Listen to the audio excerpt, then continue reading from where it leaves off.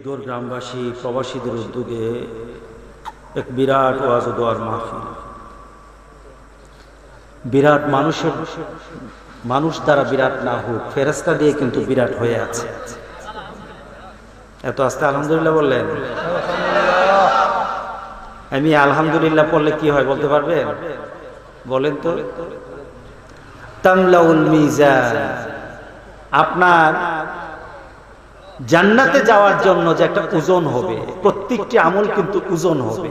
আপনার নামাজ ওজন হবে, আপনার যাকাত ওজন হবে, আপনার সাদকা ওজন হবে, আপনার হজ ওজন হবে, আপনার ব্যবহার আচরণ ওজন হবে, আপনার গালি ওজন হবে, আপনার দুশ্মনী ওজন হবে, ওজন দেওয়া হবে। রাসূল পাক সাল্লাল্লাহু আলাইহি সাল্লাম বলেছেন, কেউ যদি একটা বার আলহামদুলিল্লাহ বলে তাহলে তামলাউল মিজান, মিজানের পাল্লাকে ভারী করে দাও। অর্থাৎ ভারী মানে কি? আপনার গুনাহ থেকে আপনার আলহামদুলিল্লাহর ওজন অনেক বেশি হয়ে যাবে। আর সুবহানাল্লাহি ওয়াল হামদুলিল্লাহ মা বাইনাস সামাওয়াতি ওয়াল আরদ, আকাশ এবং জমিনের দূরত্বকে সওয়াব দিয়ে আল্লাহ ভরে দেবে। এত আস্তে সুবহানাল্লাহ বললেন? একটা গলাটা খুলে একটু সুবহানাল্লাহ বলেন তো দেখি। জবান খুলে আলহামদুলিল্লাহ বলে খুশি হয়েছে কে? রাজি আছি? আল্লাহকে রাজি করতে সবসময় রাজি আছেন তো? ফেরেশতা দিয়ে ভরা আছে। রাসূল বলেছেন, যেখানে কোরআন এবং হাদিসের আলোচনা হয় তখন ফেরেশতারা দলে দলে সেখানে বসে যায়, দলে দলে বসে। ফেরেশতারা আমাদের জন্য মাগফিরাত চায়, আপনার জন্য আল্লাহর কাছে বলে মাবুদ তারে মাফ করে দে। আপনার জন্য আল্লাহর কাছে বলে মাবুদ তার মর্যাদা বাড়ায় দাও, আল্লাহ তাকে জান্নাত দাও, তাকে দুজক থেকে বাঁচায় দাও। সুবহানাল্লাহ বলেন না? আল্লাহ আল্লাহ। আমাদের শত্রুকে জোরে বলেন, আমাদের শত্রুকে? শয়তানের শত্রুকে। হ্যাঁ, সুবহানাল্লাহ। রাসূল পাক সাল্লাল্লাহু আলাইহি সাল্লামকে একবার ইবলিসের সাথে দেখা, শয়তানের সাথে দেখা। রাসূল বলে, এই তো শত্রুকে কতজন আছে? বিভিন্ন বর্ণনায় আছে 10-15। একটা চার্ট দিল, সে 15 জনের একটা চার্ট দিয়ে বলে, এরা হলো আমার শত্রু। তালিকা বলকে আপনি প্রথম। কে প্রথম? রাসূলকে বললেন, আমার সবচেয়ে বড় দুশমন আপনি।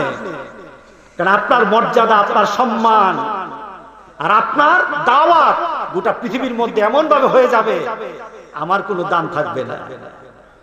আপনার অনুসরণ তো অনেক হয়ে যাবে। অনুসরণ আপনার পেছনের কাতার, আপনার পেছনে অনেক লোক হয়ে যাবে। এর জন্য আপনি হলেন আমার বড় দুশমন। এরপরে কারা? তালিকার মধ্যে এরাই আছে যারা আল্লাহর মুমিন, আর আল্লাহ শয়তানের দুশমন। তারা কার দুশমন? আমরা শয়তানের দুশমন হতে রাজি আছি। কি বলেন, রাজি আছি কিনা বলেন? বন্ধু বানাবো কাকে? ফেরেশতাকে। কাকে বানাবো বলেন? বলেন কাকে বন্ধু বানাবো? কথা বুঝতেছেন কিনা? আমি এত জটিল করে কথা বলবো না, তো আমার কিচ্ছা কাহিনী হবে না, কিছু চিন্তা দেব, থিম দেব। আমার বন্ধু কে হওয়া দরকার? বলেন কে হওয়া দরকার? ফেরেশতা। এখানে যে বসে আছি আমাদের সাথে কে আছে? জরবার কে আছে? বিশ্বাস করেন? কেন করবেন?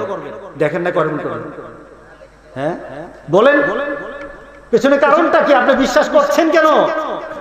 পেছনে কারণ হলো, এমন এক ব্যক্তি কথা বলেছে, গোটা পৃথিবীর সব মানুষ যদি একটা কথা বলে আর ওই ব্যক্তি যদি একটা কথা বলে, ওইটাই সত্য। উনি হলেন মুহাম্মদুর রাসূলুল্লাহ সাল্লাল্লাহু আলাইহি ওয়াসাল্লাম। সে কখনো এমন কথা বলে না যেটা অবাস্তব, যেটা হতে পারে না। আল্লাহু আকবার। আমাদের সাথে ফেরেশতারা বসা, মসজিদে ঢুকলেন, 2 রাকাত নামাজ আদায় করলেন, বসে পড়লেন, সুন্নত আদায় করে বসে পড়লেন। 2 রাকাত নামাজ মানে কি? দুখুলুল মসজিদ পড়লেন, সুন্নত আদায় করলেন, বসে পড়লেন, চুপ করে বসে আছেন। আপনার পাশে ফেরেশতারা বসে বসে আল্লাহর দরবারে বলতে থাকে, বাবু তারে তুমি মাফ করে দাও, তার তওবা কবুল করো, তার মর্যাদা বাড়ায় দাও। বন্ধুত্ব বিড়িওয়ালা, সুরুটলা, বেনামাজি, সুদখুর, ঘুষখুর, মদখুর, জালেমের সাথে আমরা করব না। রাজি আছে কিনা বলেন? কারণটা কি? যার সাথে বন্ধুত্ব, আমি এখানে ঢুকে কয়েকজন মানুষ সামনে বসা, কয়েকজন মানুষ কথা বলতেছিলেন নামাজের আগে। একজন হুজুর, গলা নাই, সুর নাই, কিন্তু কথা আছে। গলা নাই, সুর নাই, কিন্তু কি আছে? কথা আছে। কথাগুলি কার? পৃথিবীর সবচেয়ে দামি কথাগুলি বলে গেছে। আমি সেখানে বসে বসে শুনছি আর আল্লাহর কাছে বলতেছি, মাবুদ, এটা কি আবার আইয়ামে জাহিলিয়াতে চলে গেল? যে আবু লাহাব, আবু লাহাবের, আবু জাহেলের আওয়াজে মানুষ বেশি জমে আর তোমার আওয়াজে মানুষ জমে না? চলে গেলাম সেই জগতে নাকি? তোমার হাবিবের মহব্বতে জমে না? কথাগুলি বলতেছিল, ওনার কথাগুলির ওজন গোটা পৃথিবী এক করলে একটা কথার ওজনের দাম হবে না। আল্লাহু আকবার। কারণ কার কথা বলেছে? কোন সুর নাই। রাসূল সুর দিয়ে কথা বলতেন না, রাসূল ওয়াজ করতেন, আলোচনা করতেন। আর আজকাল ওয়াজ হলো তারাই হলো গ্রেটেস্ট, তারা হলো সবচেয়ে বড়। যার আছে গলা, যার আছে সুলা, কি বলে, এরাই এখন ওয়াজ করে। কিন্তু কোরআনের ওয়াজ যারা শুনবে, কোরআন তার জন্য সুপারিশ করবে। আল্লাহু আকবার, আল্লাহু আকবার বলি। আমরা কোরআনের পক্ষে থাকবো না, বিপক্ষে থাকবো। রাজি আছি সবাই? আমরা কোরআনের সাথে থাকতে চাই, কারণ এই কোরআন কাল হাসুরের দিন এইভাবে দাঁড়াবে না, জবান খুলে যাবে। এই কোরআনের কি হবে বলেন? জবান খুলবে। এই কোরআনের আওয়াজ আরম্ভ হয়ে যাবে, কোরআন কথা বলা আরম্ভ করবে, কোরআন জীবন্ত আল্লাহর দরবারে দাঁড়িয়ে যাবে। আল্লাহু আকবার। ভিতরে কষ্ট লাগে না? এই কোরআনের জন্য মায়া লাগে না? ছোট ছোট বাচ্চাগুলি যদি যখন মাদ্রাসায় বসে বসে কোরআন তেলাওয়াত করে, চোখের পানি চলে আসে, চোখের পানি চলে আসে। আমার মাদ্রাসার তো ক্যাম্পাস যতটুকু আছে, ছাত্র অনেক বেশি, আমার জায়গা দিতে পারি না। তো কয়েকদিন আগে আমি গেলাম কোথায় যেন, মালয়েশিয়া না কোথায় গেলাম। আমার যে খানকা আছে, এটা হলো আমার বৈঠকখানা, আমার লাইব্রেরির পাশে। তো আমি বললাম, ঠিক আছে, একটা আমার লোকজন নিয়ে যেখানে বসবো, তোমরা এখানে বসে যাও। ছোট ছোট বাচ্চাগুলি নিয়ে কোরআন তেলাওয়াত করে। মজা আগে বুঝি নাই। নিজের ঘরের ভিতরে একটা কামরা, একটা বড় রুম দিয়ে দিলাম। আমি পাশে বসে বসে পড়ি, স্টাডি করি। কিতাব যখন পড়ি, ছেলেরা যখন জোরে জোরে কোরআন তেলাওয়াত করে, তখন আমার কাছে মনে হয় আল্লাহর আরশ থেকে বুঝে রহমত নাযিল হচ্ছে। আমি এক কোরআনের জন্য মহব্বত যদি ঢালতে হয়, কোরআন তেলাওয়াত করতে হবে, ঘরে কোরআনের আওয়াজ রাখতে হবে, এরপরে কোরআনের মহব্বত ঢুকবে। কথা ঠিক আছে কিনা বলে? ঘরে কোনো কোরআনের আওয়াজ নাই। কোরআন পড়তে ছেলে পারে না, কোরআন পড়তে বউ পারে না, কোরআন পড়তে নিজে পারে না। রাসূলের মহব্বত, রাসূলের আশিক কিন্তু আমি কম না, তুমি কুসু আশিক। কথা ঠিক আছে কিনা বলে? আজকে এই কোরআনের নিয়ে যদি আমরা চিন্তা করি, এই কোরআনটা জীবন্ত হয়ে যাবে। কি হয়ে যাবে বলে? কার দরবারে কথা বলবো? আচ্ছা, একটু আগে আসি। আমরা কবরে যাওয়ার পর প্রশ্ন কয়টা হবে?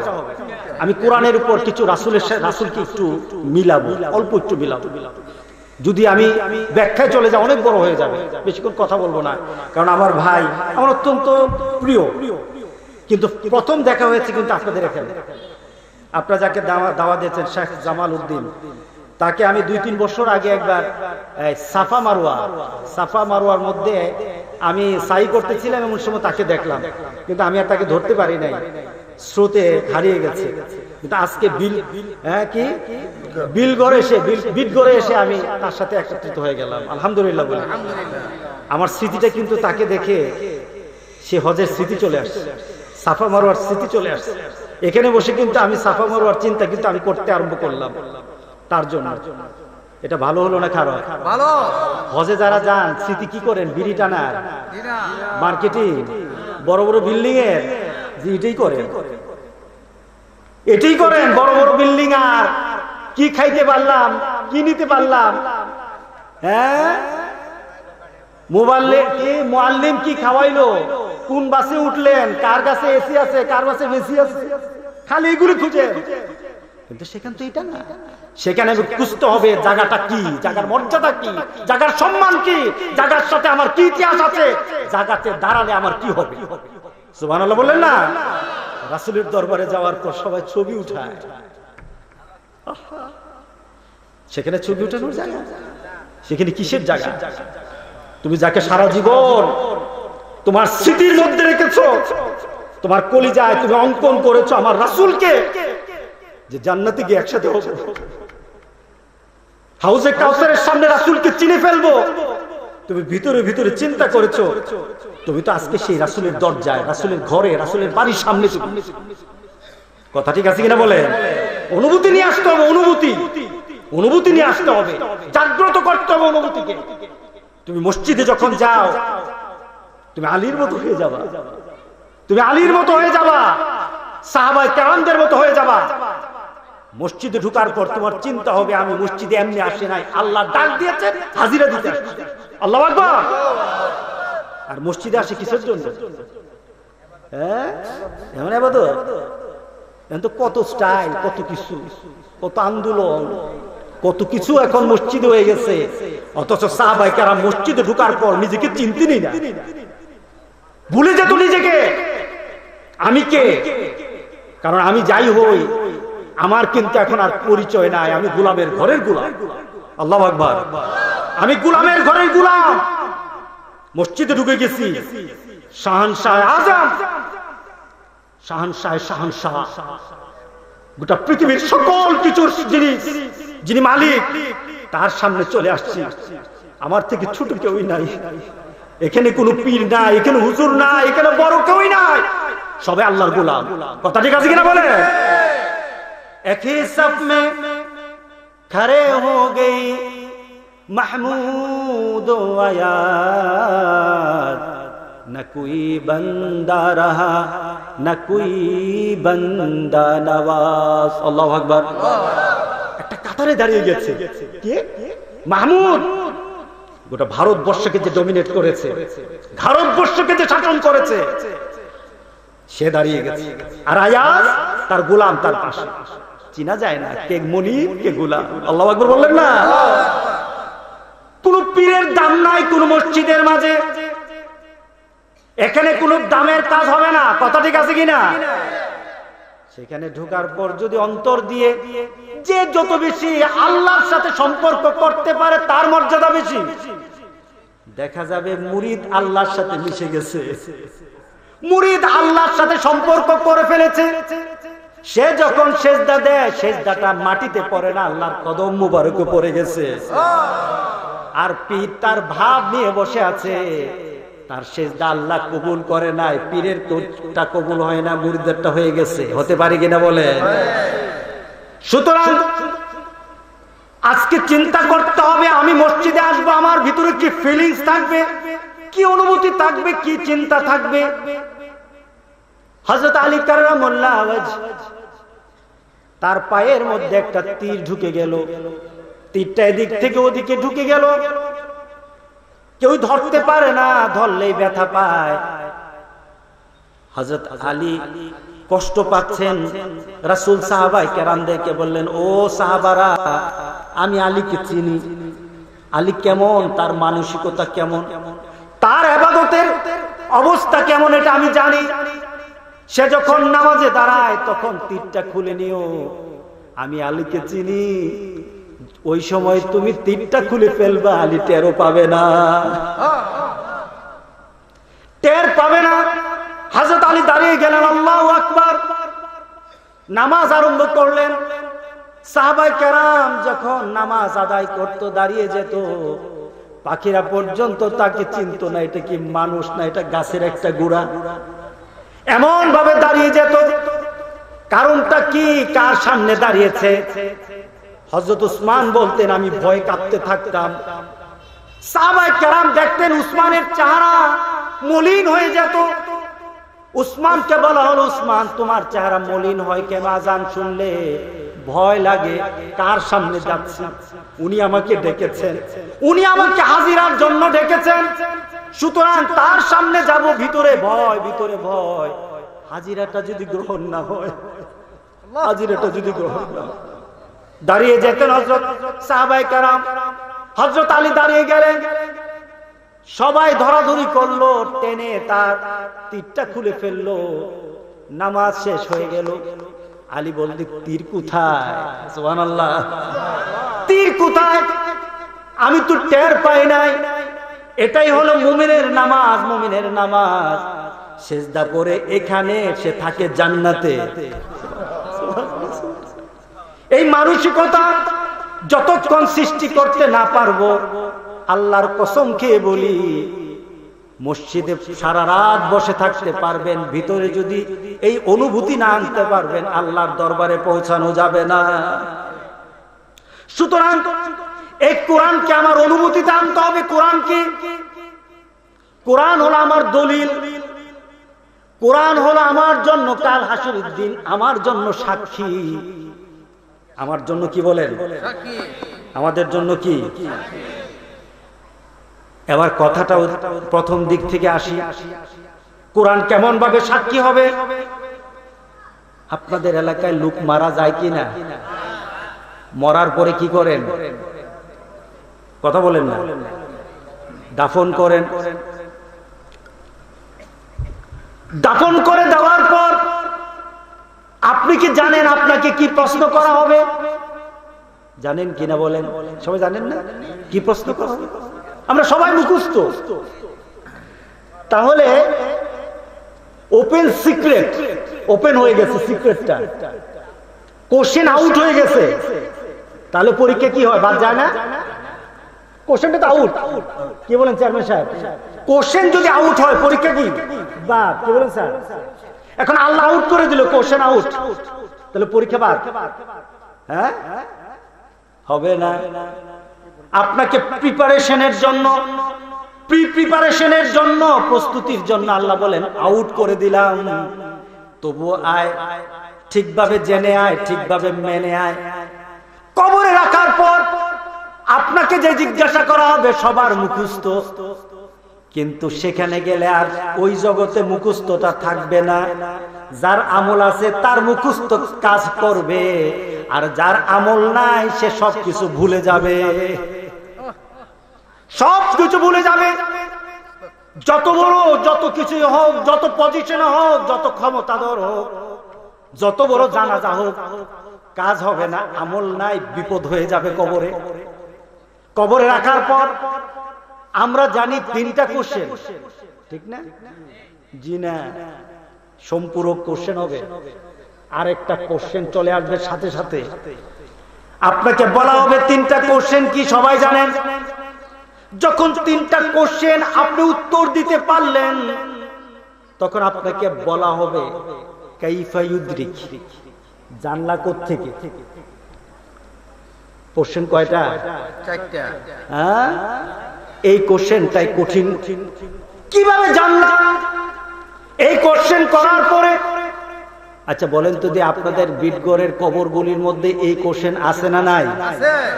আবার মাঝে মাঝে শুনি কি করলে বলে কবরের সওয়াল জবাব হয় না।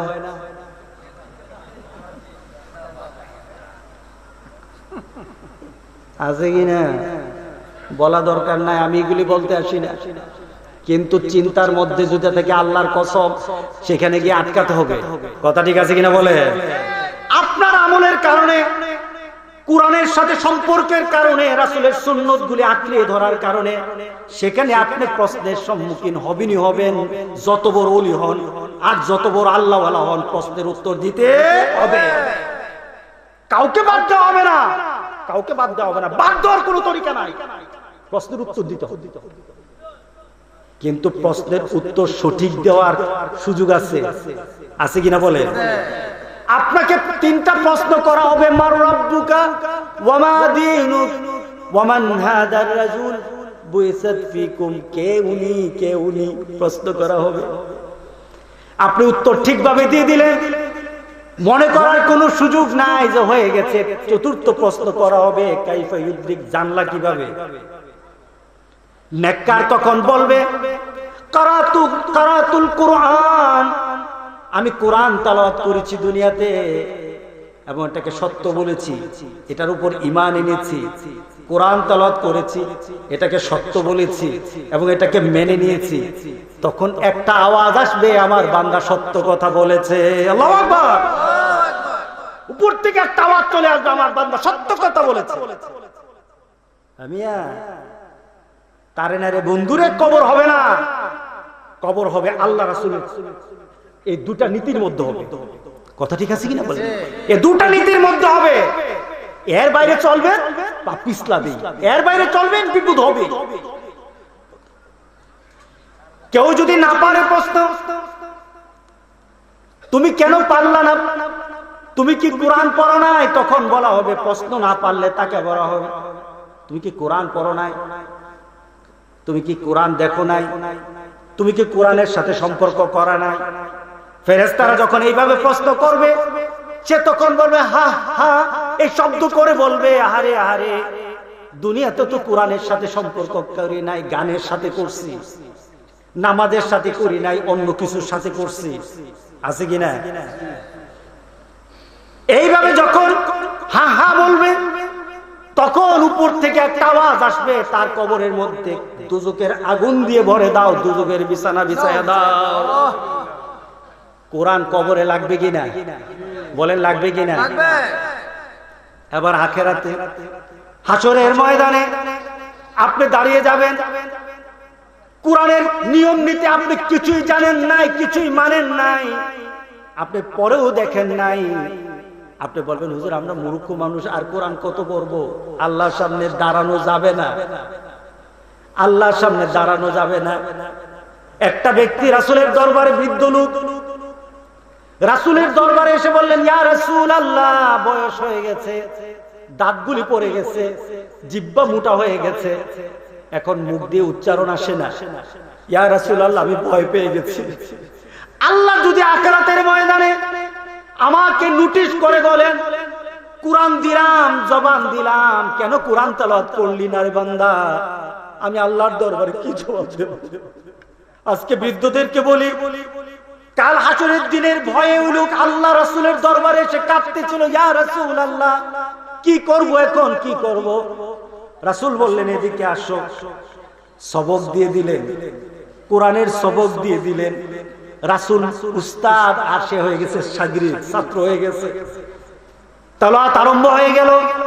রাসূল যেটা বলেন সে সঠিকভাবে উচ্চারণ করতে পারে না, চোখের পানি ফেলে দিয়ে বলল, ইয়া রাসূলুল্লাহ, আপনি যেভাবে উচ্চারণ করেন এইভাবে তো আমি উচ্চারণ করতে পারি না। রাসূল বললেন, তোমাকে আল্লাহ এটা দেখবে না, তোমার ভিতরটা আল্লাহ দেখবেন, তোমার চেষ্টাটা আল্লাহ দেখবেন, হলো কি না হলো এটা আল্লাহ দেখবে না। আল্লাহু আকবার বলেন। তোমার মর্যাদা আরো আল্লাহ ডবল ডবল বাড়ায় দিবেন। পড়ার জন্য একটা, বুড়ো বয়সে চেষ্টা করেছো আরেকটা, মর্যাদা ডবল। আল্লাহু আকবার। আমার এক উস্তাদ, উনি এক বাড়িতে গেলেন, খারাপ লাগতেছে আপনাদের কথাগুলো, উনি এক বাড়িতে গেলেন, ওয়াজ করতে গেলেন, খুব বড় আলেম।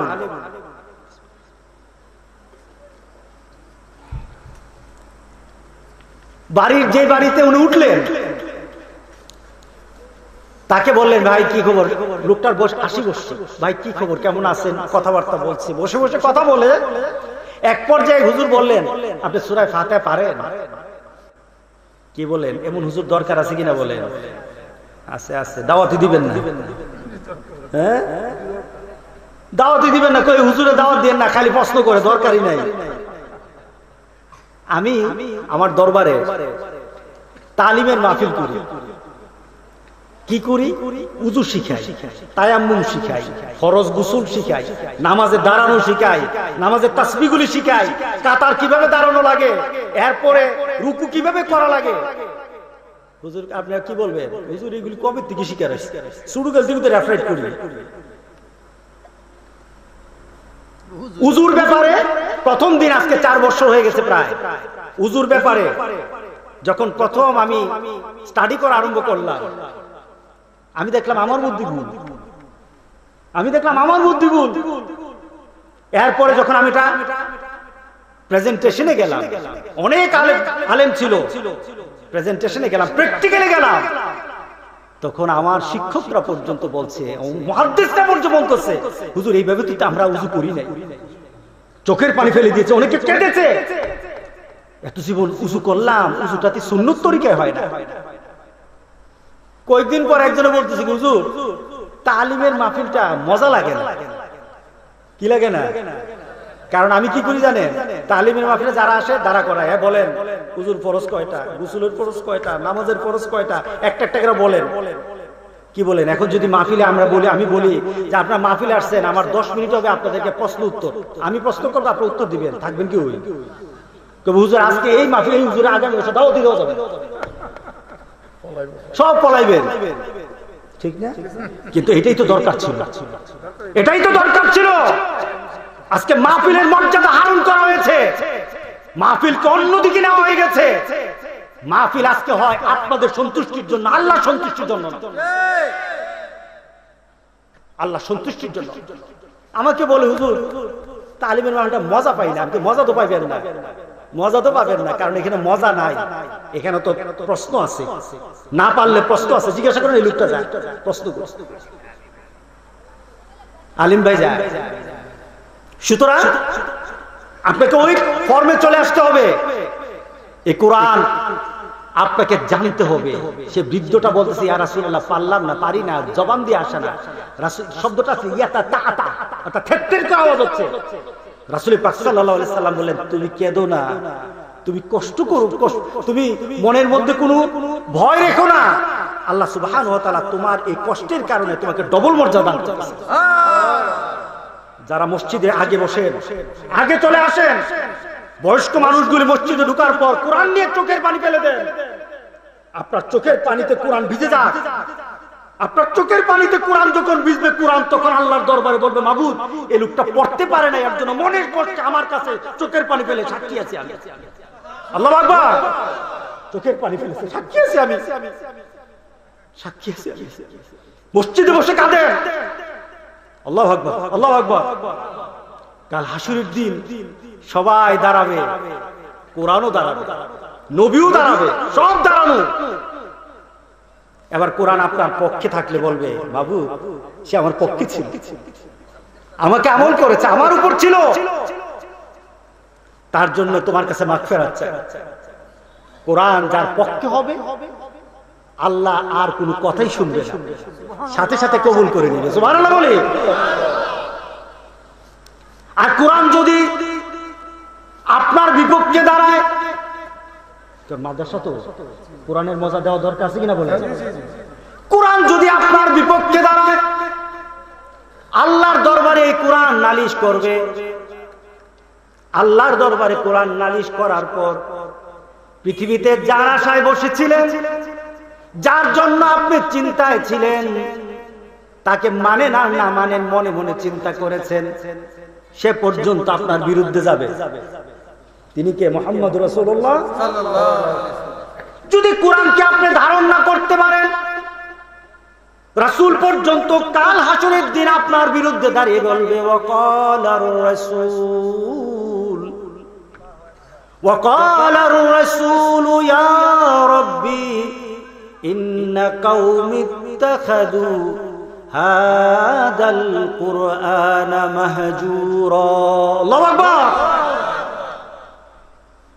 আল্লাহ রাসূল দাঁড়িয়ে যাবে, কোরআন কারো বিপক্ষে দাঁড়িয়ে গেল, তখন সে নবীর দিকে তাকাবে, নবী তখন বলবে, তোর সাথে আমি নাই, যার সাথে কোরআন নাই তার সাথে আমি নাই। সাথে সাথে কোরআন দাঁড়িয়ে যাবে। রাসূল বলবেন, আয় আমার রব, ইন্না কওমি ইত্তাখাযু হাযাল কুরআন মাহজুরা। কোরআনটাকে পরিত্যক্ত রেখে দিয়েছে। ঘরে কোরআন ছিল কিন্তু কোরআন খুলে দেখে নাই। ঘরে কোরআন ছিল, পরিবেশে কোরআন ছিল, কিন্তু কোরআনটা পরে দেখে নাই। কোরআনের মর্ম দিলে ঢুকায় নাই। কোরআনের ভিতরে কি কথাগুলি ছিল, এই কথাগুলি অনুধাবন করে নাই। নামাজে কোরআন তেলাওয়াত শুনেছে কিন্তু চোখ দিয়ে পানি আসে নাই। আমি একবার, যারা হজে যান, কে বলেন আপনি হজ, যখন মক্কা হেরেম শরীফগুলির মধ্যে নামাজ আদায় হয়, কোরআন তেলাওয়াতের এত ডাইনামিক, এত শ্রুতিমধুর, এত কথার মধ্যে, এত আওয়াজের মধ্যে এত মধু মাখা থাকে, ইমাম তেলাওয়াত করে আর চোখের পানি ঝরে। আমি একবার, আমার পাশে একজন ঢাকার হসপিটালের মালিক সুদাইসি নামাজ পড়াচ্ছিল, সুদাইসি নামাজ পড়ায় উনি তেলাওয়াত করতে গিয়ে কেঁদে ফেললেন। আমি একটু দুঃখ করি বাংলাদেশের জন্য, বাংলাদেশের ইমামরা কোরআন তেলাওয়াতের মধ্যে আবেগ আনে না, কোরআন তেলাওয়াত করতে গিয়ে এমন আবেগ সৃষ্টি করে না। কারণ পিছনে কারণ আছে। অনেক ইমাম কোরআন শরীফের, কোরআনের সূরা ফাতিহার অনুভূতি জানে, ঠিক না? অনেক ইমাম আছে সূরা ফাতিহা সই করে পড়তে পারে না, কিন্তু নাম দিছে আশিক রাসূল, নাই বোধহয় সূরা ফাতিহা সই করে পড়তে পারে না। আমি একজনকে বলছিলাম, আমাকে বলে সে ওনার মধ্যে মারফত আছে। আমি তোর হুজুরে নিয়ে আয়, তোর হুজুরে যদি আমার সামনে সূরা ফাতিহা পড়তে পারে তোর হুজুরের কথা রাখবো, নিয়ে তোর হুজুরে আর আমার সামনে কোনদিন আসে না। কি বলেন, আছে কি না? আছে কি না? আছে কিনা বলেন? এই কোরআন আপনাকে অনুভূতিতে নিয়ে আসতে হবে। যখন নামাজ তেলাওয়াত করবেন তখন আপনার ভিতরে এমন সৃষ্টি হয়ে যেতে পারে যে আমি তো নামাজে নাই, আমি আল্লাহর সাথে কথা বলতেছি। সুবহানাল্লাহ বলেন না? নামাজে গেলে কার সাথে কথা বলা হয়? জোরে বলেন, কার সাথে? আল্লাহর সাথে। আপনি কথা বলেন আল্লাহর সাথে। আপনি যখন এক একটা আয়াত তেলাওয়াত করেন, সাথে সাথে আল্লাহ আয়াতের আপনার সাথে উত্তর দিয়ে দেন, কথা বলা হয়। আপনার অনুভূতিতে যদি থাকে আমি নামাজে দাঁড়িয়েছি, আমি আল্লাহর সাথে কথা বলছি, আল্লাহর কসম খেয়ে বলি একদিন, দুই দিন, একদিন দেখবেন চোখ দিয়ে কেমন জানে একটু ভিজা ভিজা হয়ে গেছে, চোখ দিয়ে আপনার ভিজা ভিজা চলে আসছে, চোখ দিয়ে পানি চলে আসবে। আল্লাহর কসম খেয়ে বলি ওই নামাজটা আল্লাহর আরশ পর্যন্ত পৌঁছে যাবে। এমন নামাজ দরকার আছে কিনা বলে? রাসূল বলবেন কাল হাসরের দিন, ইন্না কাওমি ইত্তাখাযু হাদাল কুরআনা মাহজুরা। আয় আল্লাহ, কোরআনটা রেখে আসছিলাম কিন্তু কোরআনটা নিয়ে ইচ্ছে গবেষণা করে নাই, চিন্তা করে নাই, প্রচেষ্টা করে নাই, চেষ্টা করে নাই, সাধনা করে নাই। আমি নবী তার সাথে নাই। আচ্ছা বলেন তো দেখি, হাসরের ময়দানে নবী যদি বলে আমি নাই, তার উপায় আছে? আর উপায় আছে? আল্লাহু আকবার। এই কোরআন যার সাথে আছে নবীর সুপারিশও তার সাথে আছে। আল্লাহু আকবার বলেন না? এই কোরআনের সাথে সম্পর্ক বাড়াতে হবে। এই জীবন্ত কোরআনের সাথে যার সম্পর্ক হয়ে যাবে। আচ্ছা আপনাদের এলাকায় মানুষ মারা গেলে কি খতম করে? কেন খতম করে? চিন্তা কি? যে কোরআন পড়ে, কোরআন পড়ে যদি দোয়া করি তাহলে দোয়াটা কি হবে? কবুল হবে। কোরআন পড়ে যদি দোয়া করি দোয়াটা কি হবে? কবুল হবে। তাহলে কোরআনের কাছে তো আসলে মরার পরে কেন? মরার আগে আসলে ভালো না? মরার আগে আসতে হবে কোরআনের কাছে। গোটা পৃথিবীতে এখন আমরা সম্মানহীন, মর্যাদাহীন। আজকে বিটগড় দিয়ে চিন্তা করলে হবে না, কসবা দিয়ে আর নবীনগর দিয়ে চিন্তা করলে হবে না, গোটা পৃথিবী নিয়ে মুসলমান চিন্তা করতে হবে। কথা ঠিক আছে কিনা বলেন? আপনি বিটগড়ে থাকলে আপনাকে চিন্তা করতে হবে আমার গোটা পৃথিবীর মুসলমান আজকে কি অবস্থায় আছে। তাহলে আপনি মুসলমান, তাহলে আপনি আন্তর্জাতিক, তাহলে আপনি শ্রেষ্ঠ হতে পারবেন। বিটগড়ে বসে যদি আপনি বিটগড়ের চিন্তা করেন আপনি কিন্তু মুমিন হতে পারবেন। আজকে গোটা পৃথিবীর দিকে তাকিয়ে থাকেন, গোটা পৃথিবীতে আজকে মুসলমানের কোনো পর্যায়ে নাই। যেখানে পারি সেখানে গেলে, যেখানে পারি এখানেই ধরে। সবাই এখন উঠে পড়ে লেগেছে মুসলমানের বিরুদ্ধে, কিন্তু মুসলমান কিন্তু নিজে বুঝে না, গুতাগুতিতে আছে, ঠিক না? কেউ এসে বলে নামাজ এমনি হবে না এমনি হবে, আছে কিনা? দিল দ্বন্দ্ব লাগায়া, আমার মধ্যে আর আপনার মধ্যে দ্বন্দ্ব লাগায়া। কেউ বললে না আমিন জুড়ে না আমিন আসতে, লাগলো দুইজনে। হজে যান, সব আছে কিনা? আছে কিনা? সব আছে, হাত ছাড়া আছে, হাত ধরা আছে, এখানে আছে, এখানে আছে, এখানে আছে। দ্বন্দ্ব আছে, দ্বন্দ্ব আছে। তোমার শিক্ষা হয় না? তোমার শিক্ষা হয় না? নামাজটা তোমার বাবার জন্য পড়া হয় না, নামাজটা তোমার বাবার নিয়মে পড়া হয় না। প্রত্যেকটি নিয়ম আমার রাসূলের সুন্নত তরিকা আছে। কথা ঠিক আছে কিনা বলে? প্রত্যেকটি আমার রাসূলের সুন্নত তরিকা আছে। সুতরাং আমাদের নামাজের মধ্যে সেই চিন্তা চলে আসতে হবে। এই কোরআন নিয়ে আমাদেরকে এখন চিন্তা করতে হবে, গোটা পৃথিবী নিয়ে। ওই একজনে এই যদি চিন্তা করি যে না আমারটা জান বাঁচাইলে চলবে, চলবে নাকি? আজকে গোটা পৃথিবীতে কি হচ্ছে, বাংলাদেশে কি হচ্ছে, বাংলাদেশে কি চলছে, বাংলাদেশের মধ্যে কি হচ্ছে, আপনারা টের পান না? আপনাদের কাছে কথা আসে না? বাংলাদেশের যুবকরা এই কথা বলে, আজ পর্যন্ত যার কথা বলার সুযোগ পায় নাই। বাংলাদেশে এখন এমন যুবক হয়ে গেছে, শত শত যুবক হয়ে গেছে, যারা বলে কোরআনের মধ্যে তারা প্রস্তাব করবে। যে কোরআন আমার সাক্ষী হবে সেখানে বলে কোরআনের উপর প্রস্তাব করবে। বাংলাদেশে এমন হয়ে গেছে, আমার রাসূলকে গালি দেয়, আমার রাসূলকে নিয়ে কটাক্ষ করে, আমার রাসূলের চরিত্র নিয়ে কথা বলে। মুমিন আমরা সব সহ্য করতে পারি, কিন্তু আমার রাসূলের গায়ে একটা আতর সহ্য করতে পারবো না। কথা ঠিক আছে কিনা বলেন? রবিউল আউয়াল মাস আমার কোন কিছুর মাস না। বাংলাদেশে রবিউল আউয়াল মাস হবে যদি আমার রাসূলকে নিয়ে কেউ কথা বলে, আমার রাসূলের বিরুদ্ধে, আমার মাদের বিরুদ্ধে, সাহাবায়ে কেরামদের বিরুদ্ধে কেউ যদি কথা বলে, সামনে থেকে রবিউল আউয়াল মাসের এই চিন্তা চেতনা বৃদ্ধি পাবে। এই চিন্তা চেতনা এই রবিউল মাসে আমরা বৃদ্ধি করব। তার জিহ্বা রাখবো না, তার জানটা রাখবো না। কথা ঠিক আছে কিনা বলেন? কি বলেন জানেন না? আমার রাসূলকে গালি দিছে জানেন না? কলিজায় লাগে না? কলিজায় লাগে না? এক বাদশা তার দরবারে ইসলামের দাওয়াত দিতে গেল। এটা হলো রাশিয়া। ও মুসলমান শুনে নেন, আমরা যেই তরিকার রাসূলের মহব্বত, রাসূলের ভালোবাসাকে আমরা নিজেদের মধ্যে সৃষ্টি করতে চাচ্ছি, এটা কোনো রাসূলের মহব্বত পাওয়ার তরিকা না। রাসূলের মহব্বত পাওয়ার তরিকা হলো কোরআনকে মেনে নেওয়া, রাসূলের হাদিসের অনুযায়ী চলা। এটা হলো রাসূলের মহব্বতের তরিকা। বিড়িটা নেই কমে আশিকের রাসূল আছে না? নামাজ পড়ে না তো আশিকের রাসূল। তুই কি চাস করো? তো তোর ঈমানই তো নাই, তোর ঈমানই তো নাই। তো কথা ঠিক আছে কিনা বলেন? যে নামাজ পড়ে না তার ঈমান নাই, কে বলে আশিকের রাসূল? শয়তান কি আর কাছে করে? কি বলেন? নাই বোধহয় আপনাদের এলাকায়। আপনাদের এলাকা তো ভালো বোধহয়, আমাদের এলাকায় কিছু কিছু আছে। কয়েকদিন আগে আমি স্টেশন দাঁড়ানো, একজন মুসটা এদিকে, মুস তো একটু সাইড সুইচ করে রাখে, এর মুস আবার উল্টা দিকে রওনা দিচ্ছে। তা আমারকে দেখার পর আয়সা আমার মুসাফা করলো, হুজুর ভালো আছে? হুজুর এই আমি আমার একটা দাওয়াত দিবেন হুজুর। হ্যাঁ, কিসের দাওয়াত? তা আমি মুসের দিকে তাকাই আছি, সে বুঝছে যে মুসটা উল্টা। তো কিসের দাওয়াত? হুজুর আমি এই রবিউল আউয়াল মাস আসলে একটা বড় জিয়াফত করি, এই জিয়াফতের দাওয়াতটা নিবেন। আমি কি আপনার দাড়ি নাই, কিসের রবিউল আউয়াল? আমি কি আপনার দাড়িও নাই, কিসের রবিউল আউয়াল? কারণ হুজুর রাসূলের মহব্বত করি।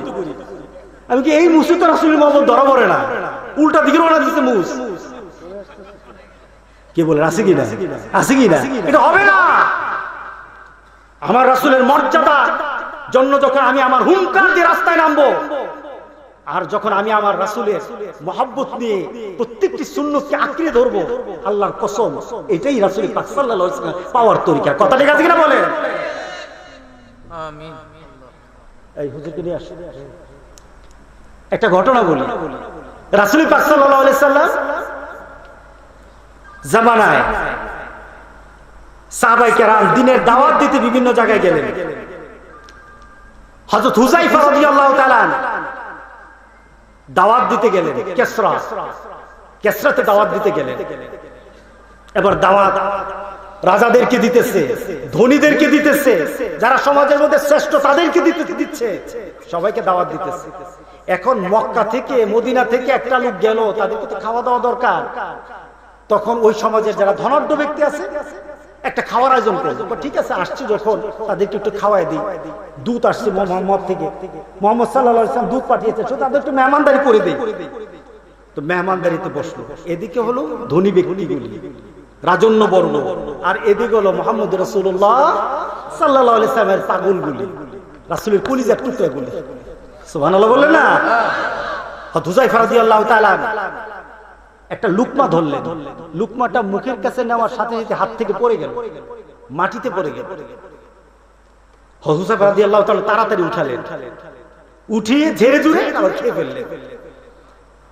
আশেপাশে কি বলেন, আমাদের সমাজে আছে কিনা লুকমা বললে কে উঠায়? বিয়ে শাদীর মধ্যে লুকমা বললে উঠায়, এরপরে জিয়াফতে উঠায়, দাওয়াতে উঠায়। যদি কেউ যদি উঠায় খায় কি কইব? কারিতে নাদানের ঘরের নাদান, ঠিক না? আরে বলবেন নাদানের ঘরের নাদান, অসামাজিক, আনসোশাল, অসামাজিক।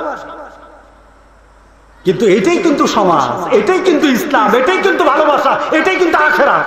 কথা ঠিক আছে কিনা বলে? এটাই আখিরাত। উঠালো, যখন খেতে আরম্ভ করলো তখন ওই যে সামনে যে কাফেররা বসে আছে, বড় বড় সমাজের ধনাঢ্য ব্যক্তি, দেখতে এমন আমার ভাই তোমার ভাই আছে কিনা সমাজে, আমার ভাই তোমার ভাই, হাতেম তাই হাতেম তাই হাতেম তাই, বুঝে মানে দান করলে এমন দায়িত্ব বসে আছে। তখন তারা নিজেদের মধ্যে চোখ চাওয়াচুই করে কথা বলতেছে, দেখছো আনকালচার, আরবরা সব পৃথিবীর সবচেয়ে বর্বর না, ওই যে বর্বর আচরণ এখনো দেখা যায়। দেখো মাটিতে পড়ে গেছে, এটা উঠায় খায়। পাশে এক সাহাবী হযরত হুযায়ফা রাদিয়াল্লাহু তাআলাকে ধাক্কা দিয়ে বলেন, উস্তাদ শেখ কি করলেন? পড়ছে তো পড়ছে, থাকে এখানে পড়ে থাকে, আর সুন্নত যদি ধরা লাগে পরে গিয়ে ধরতাম, এখানে ধরলেন কেন? হুযায়ফা রাদিয়াল্লাহু তাআলা একটা ঝাড়া দিলেন, কাফেররা বসে আছে সেখানে, একটা ঝাড়া দিলেন। ঝাড়া দিয়ে কাফেরদের দিকে আঙ্গুল ইশারা করে বলেন, আউতরুকু সুন্নাতা রাসূলিল্লাহ সাল্লাল্লাহু আলাইহি সাল্লাম হাউলাইল হুমাকা। আল্লাহু আকবার। কি মনে করো তুমি হুযায়ফাকে অন্য কিছু মনে করছো? হুযায়ফার কলিজার মধ্যে রাসূলের মহব্বত ছাড়া আর কিছু নাই। তুমি কি মনে করো এই কাফেরদের সামনে আমার রাসূলের একটা ছোট্ট সুন্নতকে মাটিতে পড়তে দেব আমার জীবন থাকতে? আমি হুযায়ফা হব না। আল্লাহু আকবার বললেন না? আমি হুযায়ফা বেঁচে থাকতে আমার রাসূলের একটা সুন্নাত মাটিতে পড়তে দেব না। আর এগুলি সামনে যেগুলি বসে আছে সবগুলো হলো মূর্খ, বর্বর, অসভ্য, এরা কোনো ভদ্রতাই জানে না। মাটিতে পড়লে খাদ্য উঠিয়ে খাওয়া, এটাই ভদ্রতা, এটাই ইসলাম, এটা রাসূলের মহব্বত। জোরে সুবহানাল্লাহ। আমি এভাবে রাসূলের সুন্নতকে আঁকড়ে ধরে নামাজ না পড়ে জান্নাতে যাওয়ার কোনো সুযোগ নাই, আছে নাকি বলেন? কে বলছে? হ্যাঁ, আল্লাহ আপনাকে বললেন নামাজ পড়ে যাবেন না, রাসূল বললেন নামাজ ছাড়া হবে না। এখন আপনি যদি আবার দরবার যায় নামাজের মতো নামাজ একবার পড়লি হয়? হ্যাঁ, কয়েকদিন আগে দেবিদ্যার এক দরবারের নাম হলো পাগলা দরবার। আমি কি পাগলা ঘানা তো হইছে পাবনায়, ওই নামটা শুনলি মনে হয় আল্লাহ তুমি আমার হেফাজত করো। কি বলেন কি বলেন? পাবনার নাম শুনলি কি আপনি যদি কই আপনি পাবনা পাঠাম, আপনি কি বলেন? হুজুর মাপ চাই এনে পাঠান না, মাথা ঠিক আছে। এখন মাহফিলের নাম দিল পাগলা মাহফিল। পুলিশ গিয়ে ধরলো, ভাই কি ব্যাপার আপনাদের মাহফিল আবার পাগলা মাহফিল কেন? পাগলা হইলে তো মারামারি হবে, এত পাগলা একখানে তো জায়গা দিব না। কয় না, এটাই তরিকা, এটাই মারফত, এটাই ইসলামের মহান একটা বিষয়, এটা সবাই জানে না। আছে কিনা? আছে কিনা? হ্যাঁ, এটা বেশি কিছু জানে না। পাগলা হয়ে শেষে গিয়ে ধরলো, দেখলো অনেকগুলি লোক বসে আছে, ওই লোকগুলি বসা, নামাজ পড়লো না কেন? এটাই তরিকা। আছে কিনা? আছে কিনা বলেন? এটাই তরিকা। নামাজ লাগে না, নামাজ লাগে না, এটা কোন ইসলামের নিয়ম নীতি না। এই ইসলাম মেনে যারা মরবে তারা রাসূলকে পাবে না। কথা ঠিক আছে কিনা বলেন? সুতরাং আজকে আমি ক্ষুদ্র আকারে কথাগুলি আপনাদের কাছে রাখলাম। রাগ করছেন? রাগ করছেন? আমি আমার তৃপ্তি দিয়ে কথা এই কারণে যতটুকু বলেছি বলার জন্য চেষ্টা করেছি, যতটুকু বলেছি আমি জানি আমার মাবুদের জন্য বলেছি, আমার রাসূলের জন্য বলেছি। মানা দরকার আছে কিনা? মানা দরকার আছে কিনা বলেন? আমি বন্ধুর কথা বলছিলাম না? হ্যাঁ বলছিলাম কিনা? বন্ধু যদি ফেরেশতা হয় ভালো না খারাপ? বন্ধু যদি নামাজি নেককার সুন্নতওয়ালা হয় ভালো না খারাপ? ভালো। একটু এই কথা বলে ইয়াকে জামাল ভাইকে নিয়ে আসুন। আল্লাহ সুবহানাহু ওয়া তাআলা আমাদের বন্ধু কাদেরকে বানাবেন আখিরাতে, কারা হবে দেখুন। ইন্নাল্লাযীনা ক্বালু রাব্বুনাল্লাহ সুম্মা ইসতাকামু তাতানাজ্জালু আলাইহিমুল মালায়েকা আল্লাহু আকবার আল্লা তাখাফু ওয়া লা তাহজানু ওয়া আবশিরু বিল জান্নাহ নাহনু আউলিয়াউকুম ফিল হায়াতিদ দুনিয়া ওয়া ফিল আখিরাহ। আল্লাহ সুবহানাহু ওয়া তাআলা বলেন, যারা কোরআনের মধ্যে কায়েম থাকে, কোরআন নিয়ে যারা চলে, কোরআনের উপর যারা গবেষণা করে, কোরআন নিয়ে যারা মারা যায়, মৃত্যুর আগ মুহূর্তে ফেরেশতারা দলে দলে আগে আসে, দলে দলে ফেরেশতারা আপনার সামনে উপস্থিত। সুবহানাল্লাহ বললেন না? কার সামনে উপস্থিত? মৃত্যু পথযাত্রী ব্যক্তির সামনে তখন ফেরেশতারা দাঁড়িয়ে যায়। মৃত্যু পথযাত্রী লোকগুলির সামনে ফেরেশতারা দাঁড়িয়ে যায়। আপনি যখন মৃত্যু শয্যায় শুয়ে যাবেন, মৃত্যু তখন ফেরেশতারা সে দলে দলে বলে, নাহনু আউলিয়াউকুম ফিল হায়াতিদ দুনিয়া, আমরা দুনিয়াতে তোমার বন্ধু ছিলাম, কারণ কোরআনের সাথে ছিলাম, মসজিদে ছিলাম, রাসূলের সুন্নাতের উপর ছিলাম, তোমার সাথে আমরা দুনিয়াতে ছিলাম। ওয়া ফিল আখিরাহ, আখিরাতে আমরা তোমার বন্ধু হব। আল্লাহ তাখাফু ওয়া লা তাহজানু, ভয় পায়ো না, কষ্ট পেও না, ভয় পেও না। আল্লাহ তাখাফু ওয়া লা তাহজানু ওয়া আবশিরু বিল জান্নাহ, তোমাদেরকে জান্নাতের সংবাদ দিতেছি, ভয় পায়ো না। সুবহানাল্লাহ বলেন না? জান্নাতে যাইতে মন চায় কিনা? সবার মন চায়। জান্নাত ভিক্ষা চাইতে হবে প্রতিদিন আল্লাহর কাছে। কার কাছে ভিক্ষা চাইবেন? বলেন, কার কাছে ভিক্ষা চাইবেন? নাকি বিড়ি ভিক্ষা চাইবেন? হ্যাঁ, সুদ খাইবেন? আলহামদুলিল্লাহ, আলহামদুলিল্লাহ, আলহামদুলিল্লাহ। তাকে চিনিও না, বাপ জানি না, মা জানি না, পরিবার জানি না, আপনি যদি বলি তার এলাকাও জানি না, কিন্তু কোরআনের কারণে সবচেয়ে প্রিয়, সেও চুমা দেয়, আমি কলিজা লাগে। আর কিছু তো সম্পর্ক নাই, তার সাথে অন্য কোনো সম্পর্ক নাই। আমার মাবুদের জন্য সম্পর্ক, আমার রাসূলের জন্য সম্পর্ক। মোমেন, তোমার বাপ থেকে যখন মুমিনের মর্যাদা তোমার কাছে বেশি হয়ে যাবে, আল্লাহর কসম তোমার ওই বন্ধু কাল হাসর দিন তোমার সুপারিশকারী হয়ে যাবে। কোনো সম্পর্ক নাই আমার কোনো সম্পর্ক নাই। কিন্তু গোটা পৃথিবীর মোমেনরা যখন কষ্টতে পড়ে যায়, কাশ্মীরের ভাইয়ের যখন, কাশ্মীরের ভাই বোনদেরকে যখন গুলি করে মারা হয়, তখন আমি আড়াই বেড়িতে বসে বসে কাঁদি, মাবুদ তুমি আমার ভাইদেরকে বাঁচাও। গোটা পৃথিবীর মুসলমানরা যখন, বারবার মুসলমানরা যখন অত্যাচারিত হয়, কলিজায় আঘাত লাগে। কারণ আমার রাসূল বলেছেন, যতক্ষণ পর্যন্ত তোমার কলিজায় তোমার অপর প্রান্তের ভাইয়ের জন্য ভালোবাসা সৃষ্টি না হবে, আল্লাহর কসম তুমি মুমিন না, মুমিন না, তুমি মুমিন না। তোমাকে এই কথা শিক্ষা দেওয়া হয় না সমাজে। আজকে আমরা বন্ধু বেছে নেব, রাজি আছি তো সবাই? আমরা বন্ধু বাঁধতে রাজি আছি, নামাজির সাথে চলবো। কে কে রাজি? নারায়ে তাকবীর, নারায়ে তাকবীর, আল্লাহু আকবার। আল কোরআনের আলো, আল হাদিসের আলো। আলহামদুলিল্লাহ। নামাজের সাথে চলে দেখেন, ছোট্ট একটা আখিরাতের অবস্থা বর্ণনা করে শেষ করি।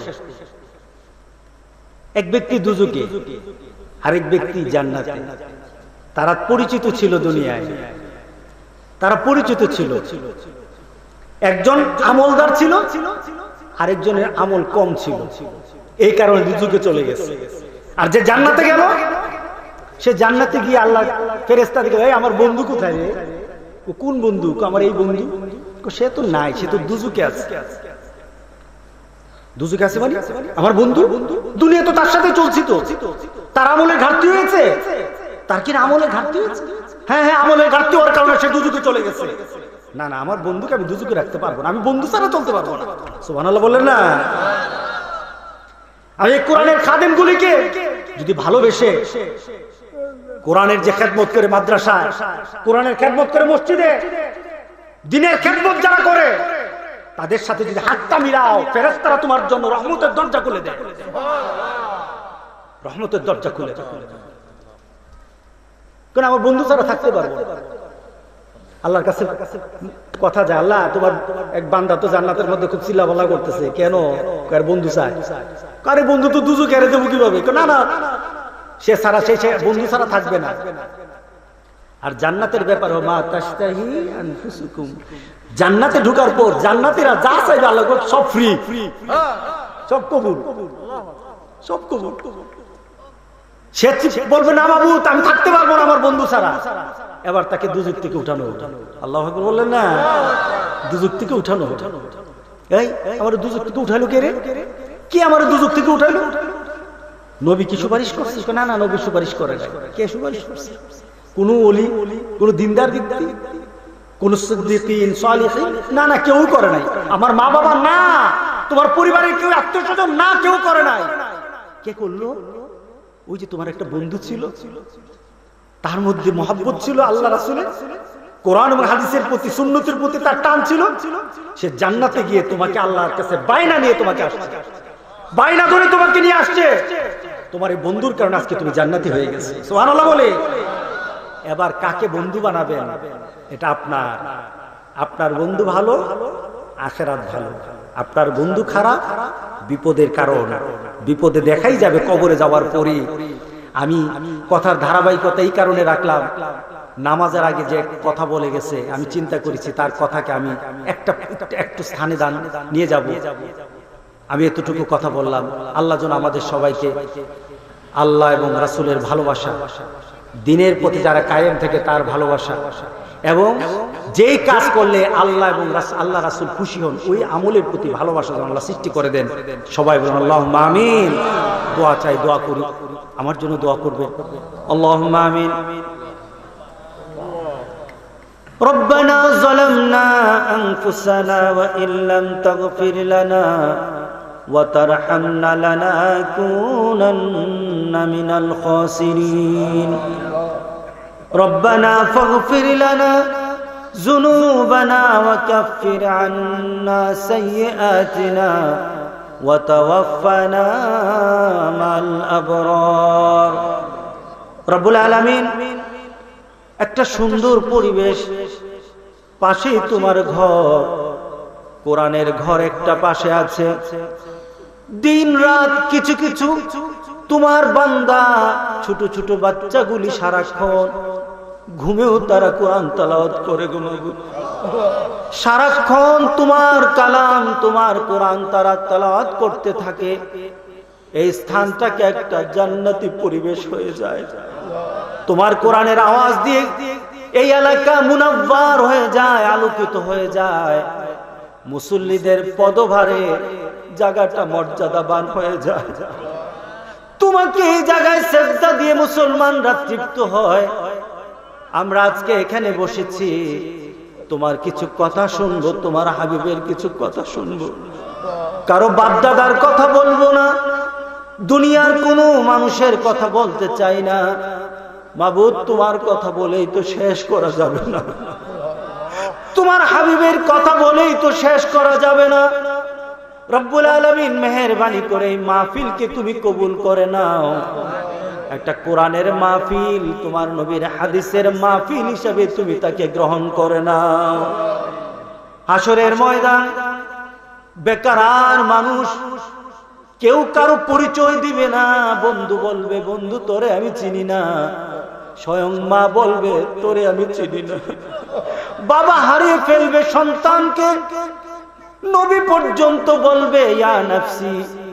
সবাই যেদিন হারিয়ে যাবে, নিজেকে নিয়ে যখন ব্যস্ত হয়ে যাবে, মাবুদ একটা ব্যক্তি শুধু বলবে ইয়া হাবলি উম্মতি। গোটা হাসরে এক আওয়াজ, শুধু একজনের মুখ হবে আরেকটা আওয়াজ।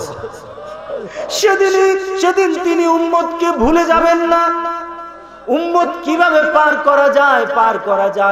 করা যায় এই চিন্তা নিয়ে যিনি আখিরাতে তোমার দরবারে দাঁড়িয়ে থাকবে, তোমার আরশের মধ্যে সে সিজদায় পড়ে যাবে আমাদেরকে বাঁচানোর জন্য। মাবুদ মেহেরবানি করে আজকে এখান থেকে তোমার কাছে একটা ভিক্ষার হাত পাতলাম, আমাদের অন্তরের মধ্যে, আমাদের আমলের মধ্যে তার মহব্বত তুমি ঢেলে দাও রব্বুল আলামিন। সেই কঠিন হাসরের ময়দানে যখন সবাই ভুলে যাবে, তোমার হাবিব যেন আমাদেরকে ভুলে না যায়। মেহেরবানি করে মাবুদ এই মাহফিলটাকে তুমি কবুল করে নিয়ে নাজাতের একটা জারিয়া বানিয়ে দিও গো মাবুদ। এই মাহফিলটাকে কবুল করে নিয়ে কাল হাসরের দিন বিপদ থেকে বাঁচার একটা উসিলা বানিয়ে দাও রব্বুল আলামিন। মেহেরবানি করে আমাদের সালামটুকু এই বিটগর মাদ্রাসা থেকে, মাদ্রাসা মসজিদের সেহেন থেকে দিলাম। তোমার হাবিব বলেছে কেউ যদি তার উপর প্রাণ ভরে সালাম দেয়, দুরূদ পড়ে, ফেরেশতারা নাকি সেই সালামটার নাম সহ পরিচয় সহ মদিনায় রাসূলের কাছে পৌঁছায় দেয়। তোমার কাছে একটা ভিক্ষা চাই গো মাবুদ, রবিউল আউয়াল মাসে তোমার হাবিবের কানে আমাদের নামটা পৌঁছায়া দিও। তোমার হাবিবের দরবারে আমাদের পরিচয়টা ব্যবস্থা করে দিও রব্বুল আলামিন। তোমার হাবিবের কাছে কাল হাসরের দিন যেন দাঁড়াতে পারি তৌফিক দান করে দাও মেহেরবানি করে মাবুদ। আজকে যারা এখানে উপস্থিত হয়েছে, যাদের মা নাই বাবা নাই, আরে কবরের কাছে যদি কান পাতি মার আওয়াজ শোনা যাবে না। কবরটাকে যদি খুলে ফেলি বাবার কিছু অস্তিত্ব পাওয়া যাবে না। বাবা কোথায় হারিয়ে গেছে, আরে মা কোথায় হারিয়ে গেল, মাটির সাথে মিশে গেল। তোমার কাছে ভিক্ষা চাই গো মাবুদ, ওই মা বাবার কবরটাকে তোমার জান্নাতের একটা টুকরা বানায়া দাও। যখন মাকে কবরে রাখলাম, বাবাকে কবরে রাখলাম, কিছুই সাথে দেই নাই, তাকিয়ে তাকিয়ে একটু চিন্তা করে মনে মনে চিন্তা করেছি আর ভেবেছি আমার মার কবরে যেন আল্লাহ জান্নাতের বিছানা বিছিয়ে দেয়, আমার বাবার কবরে যেন জান্নাতের পোশাকের ব্যবস্থা হয়ে যায়। মাবুদ তাদেরকে কষ্ট দিও না। আমার মা, আমার বাবা, আমাদের আত্মীয় স্বজন যারা কবরে শুয়ে আছে তাদের কবরগুলো জান্নাতের টুকরা বানায়া দাও। যতজন ব্যক্তি এখানে মাকে হারিয়েছে, বাবাকে হারিয়েছে, মাবুদ আমরা তোমার কথা দিয়ে তোমার কাছে ভিক্ষা চাই। তুমি তো নিজের ব্যাপারে বলেছো আমান আসদাকু মিনাল্লাহি কিলা, তোমার থেকে সত্য কে বলতে পারবে? তুমি তো বলেছো বান্দা তোর মার জন্য আমার শিখানো দোয়া, তোর মার জন্য তোর নবীও কিন্তু শিখাবে না, আমি শিখাই দিলাম। তুমি নিজে স্বয়ং আমাদের মার জন্য বাবার জন্য দোয়া শিক্ষা দিলা। তুমি বলতে বললা বল আমার কাছে রব্বির হামহুমা কামা রব্বায়ানি সগীরা। তোমার কথা দিয়ে মার জন্য বাবার জন্য ভিক্ষা চাই, ফিরাইয়া দিও না। যেমন ভাবে মা আদর করেছে, বাবা আদর করেছে, জান্নাতের পরিবেশ দিয়ে তুমি কবরটাকে সুন্দর বানায়া দাও রব্বুল আলামিন। যাদের মা বাবা জীবিত আছে নেক হায়াত দান করে দাও, যেন বুঝি মা আমার জান্নাত, বাবা আমার জান্নাত, মার পায়ের নিচে আমার জান্নাত রয়ে গেছে। মার সাথে যেন বাবার সাথে যেন একটা এমন আচরণ করি যাতে তুমি খুশি হয়ে যাও, যাতে তোমার হাবিব খুশি হয়। এমন আচরণ করার মতো যোগ্যতা আমাদেরকে দাও। মা বাবার নেক হায়াত তোমার কাছে ভিক্ষা চাই। পরিবার পরিজন, স্ত্রী সন্তান যাদেরকে দিয়েছো, কুররাত আয়ুনি ওয়াজআলনা লিল মুত্তাকিনা ইমামা, আমাদের চোখের নয়নের পুতুলি বানায়া দাও আমার স্ত্রীকে, আমাদের স্ত্রীকে আমাদের চোখের পুতুলি বানায়া দাও। স্ত্রীকে স্ত্রীর চোখের পুতুলি স্বামীকে বানায়া দাও, সন্তানগুলি কলিজা ঠান্ডা হয় এমন সন্তান বানায়া দাও। আমি মসজিদে রওনা দেব, আমার আগেই যেন মসজিদে আমার সন্তান পৌঁছে যায়। আমি নামাজ পড়ব, আমার নামাজের আগে যখন আমার সন্তান নামাজ পড়ার জন্য দাঁড়িয়ে যাবে, এমন সন্তান চোখে দেখার মতো যোগ্য সন্তান বানায়া দাও রব্বুল আলামিন। মেহেরবানি করে আজকে যারা আমরা হাত পেতেছি, এমন ওষুধ নিয়ে এখানে হাত পেতেছি, ডাক্তার বলে কিছু করা যাবে না, ডাক্তারের তো কিছু করার ক্ষমতা নাই, তুমি শুধু একমাত্র পারো মৃতকে জীবিত করতে, মরাকে জীবিত করতে, জীবিতকে মারতে। তোমার কাছে ভিক্ষা চাই গো মাবুদ, এমন অসুস্থ বানায়ও না যে অসুস্থতার জন্য তোমার হাবিব তোমার কাছে ভিক্ষা চেয়েছে। তোমার কাছে বলেছে এমন রোগ দিও না, কষ্ট দিও না যেটা আমার জন্য কষ্ট, আমার পরিবারের কষ্ট, এমন রোগ আমাদেরকে দিও না গো রব্বুল আলামিন। তোমাকে সিজদা দিতে দিতে, তোমার হাবিবের সুন্নত তরিকায় চলতে চলতে যেন শেষ নিঃশ্বাসটা ফেলে দিতে পারি, এমন একটা হায়াত তোমার কাছে ভিক্ষা চাই গো মাবুদ রব্বুল আলামিন। দুনিয়াতে মানুষের দুশ্মনী, শয়তানের খারাপি যাদের পিছনে পিছনে আছে গো মাবুদ, তুমি আমাদেরকে পানা দাও, তুমি আমাদেরকে আশ্রয় দাও। মানুষের দুশ্মনী থেকে, শয়তানের খারাপি থেকে তোমার কাছে আশ্রয় চাই। আউযু বিল্লাহি মিনাশ শাইতানির রাজীম, আউযু বিল্লাহি মিনাশ শাইতানির রাজীম। কুল আউযু বিরাব্বিন নাস, মালিকিন নাস, ইলাহিন নাস, মিন শাররিল ওয়াসওয়াসিল খান্নাস, আল্লাযী ইউওয়াসবিসু ফী সুদুরিন নাস মিনাল জিন্নাতি ওয়ান নাস। রব্বুল আলামিন, এই মাহফিল যারা করেছেন, টাকা দিয়েছেন, পয়সা দিয়েছেন, পরামর্শ দিয়েছেন, ভালোবেসেছেন, তোমার কাছে ভিক্ষা চাই হাসরের ময়দানে আমাদের সবাইকে এই কোরআনের মাহফিলের ছায়া দিয়ে আরশের ছায়ার নিচে একটু জায়গা করে দিও। এই প্রতিষ্ঠান গড়ে যারা কবরে শুয়ে আছে, প্রতিষ্ঠাতা কবরে শুয়ে আছে, তার সন্তান আমাদের সাথে। এই মাহফিলটাকে শুধু নয়, এই প্রতিষ্ঠানটাকে যারা বিভিন্ন ভাবে শ্রম দিয়ে এই পর্যায়ে এনেছে, অনেকে এখানে আছে, সবাইকে তুমি চিনো, আমি চিনি না গো মাবুদ। মেহেরবানি করে মাবুদ, তাদের এই কষ্টটুকুন, তাদের শ্রমটুকুন, তাদের টাকা, এখানে যারা বসেছে সবার এখানে বসা, সবকিছু কবুল করে নিয়ে তোমার নেককার বান্দা হিসেবে আমাদের সবাইকে কবুল করে নাও। মাদ্রাসাকে আরো মর্যাদাবান বানিয়ে দাও। শিক্ষক, এখানে ছাত্র শিক্ষক যারা আছে তাদেরকে তুমি মর্যাদা দাও, যোগ্য বানিয়ে দাও কোরআনের জন্য, যোগ্য বানিয়ে দাও তোমার হাবিবের জন্য, যোগ্য বানিয়ে দাও এই সমাজের জন্য। মেহেরবানি করে মাবুদ, এক একটা আলোক ভর্তিকে এই সমাজের জন্য তাদেরকে বানায়া দাও। রব্বানা তাকাব্বাল মিন্না ইন্নাকা আনতাস সামিউল আলিম ওয়া তুব আলাইনা ইন্নাকা আনতাত তাওয়াবুর রহিম। সুবহান রাব্বিকা রাব্বিল ইজ্জাতি আম্মা ইয়াসিফুন ওয়া সালামুন আলাল মুরসালিন ওয়ালহামদুলিল্লাহি রাব্বিল আলামিন। মৌতের সময় যখন হাতগুলি পাগুলি টানা পড়ে যায়, চোখে আর দৃষ্টি থাকে না, জবানে কোনো আওয়াজ থাকে না, যখন নিথর হয়ে যায়, কাউকে আর চোখের সামনে দেখি না, তোমার কাছে একটা ভিক্ষা চাই গো মাবুদ। কেউ যখন কিছু করতে পারবে না, একটা শেষ নিবেদন করি গো মাবুদ, আমাদের জবানটা তখন তুমি চালু রেখে দিও। শেষ একটা কালেমার ঘোষণা, জান্নাতের ঘোষণা, তোমাকে মেনে নেওয়ার ঘোষণা সবার জবান দিয়ে তুমি বের করে দিও গো মাবুদ। মেহেরবানি করে আমাদের জবানে চালু করে দিও লা ইলাহা ইল্লাল্লাহু মুহাম্মাদুর রাসূলুল্লাহ।